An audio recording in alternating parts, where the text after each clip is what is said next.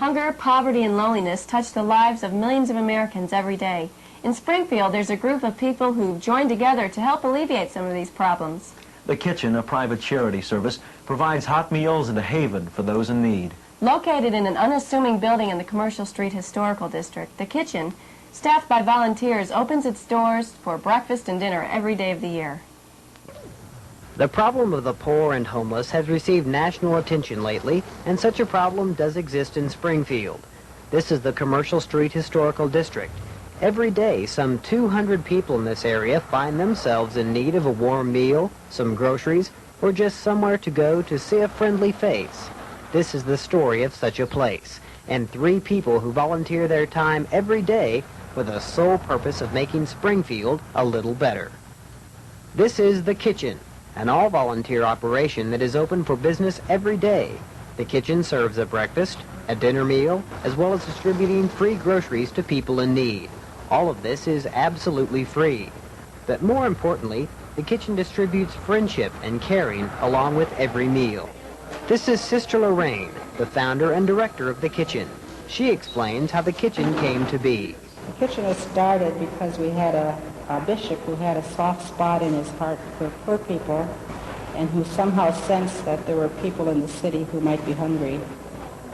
And I was working for the bishop, and we decided to do a little investigation to see if his intuitions were right or not. And the need seemed to be there, so we just made up our mind we'd start one and see what happened. Along with serving meals and groceries, the Kitchen also serves as a sort of home base for people who have nowhere else to go.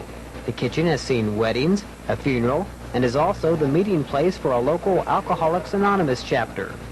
This is Art Miller, the head chef for the Kitchen. He is a certified chef and has worked in many fine restaurants. He was doing hospital volunteer work when he heard about the Kitchen. He volunteered his expertise to Sister Lorraine and was put to work washing dishes. But it wasn't long before Art became involved with the menus.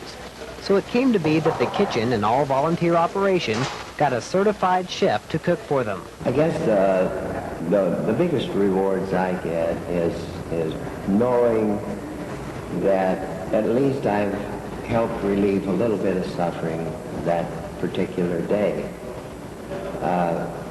Many of the people who eat with us, it's the only meals that they have available that day.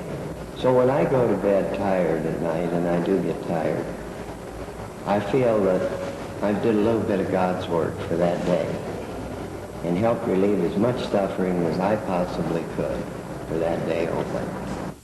Meet Sister Luanne. She belongs to a community of sisters. Part of their way of life is to serve people in need. The Kitchen fulfills this. Here you go. Thank you very much, okay? Being able to be with people that don't, maybe haven't experienced a person that'll smile at them or help them or listen to their story. And I think that's what I get out of it, just the ability to be with people and to know that we're helping or serving in one way, and that we are served in the same way then. I think, as I said, I get more from being here than I could ever give. As one might expect, such a place as the Kitchen has been the source of many touching stories.